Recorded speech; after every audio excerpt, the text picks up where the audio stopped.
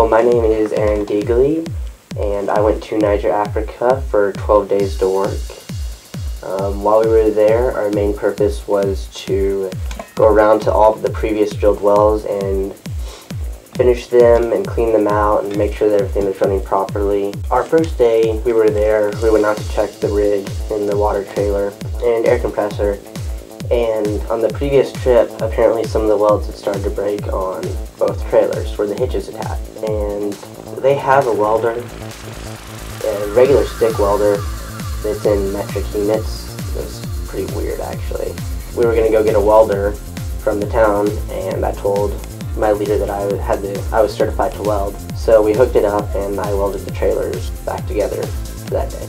I took a scrap piece of steel, and every arc I started on the scrap steel just to see how hot it was burning and how large of a puddle the welder was making. And then I had a good friend of mine stand by the welder, and I just told him up or down, and he would change the amperage to best fit the situation I was welding. By being able to weld, I saved the team the challenge of going out and finding a welder in Miami. Overall, it probably saved us maybe $150 US, but mostly just, and we got all the welding done in one day, as compared to going out and finding a welder that we could bring back. Having him do it all would have probably taken 2 days, so overall it just saved us time. The equipment we used was actually really nice for some parts, but other parts weren't so. The welding generator was a really nice Lincoln welding generator. That was it. They had a really good welder, and they had a really good torch set.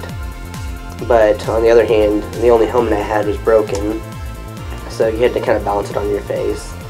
And we ended up taking old jeans and cutting the pants out of jeans to use as sleeves. And we took a rice bag and cut the rice bag so I could lay it over my chest.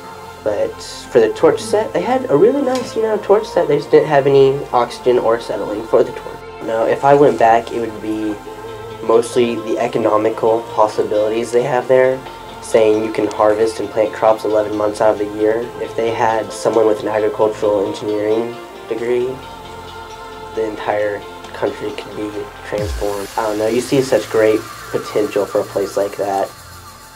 Here at Autry, I've been taking the welding class. This is my first year to ever take welding. I've really enjoyed it. I've learned a lot. There's a lot of things that I have benefited from learning how to weld here. The reason I took it right now was to help me get through college, because the Marines are only going to pay for 50% of my schooling.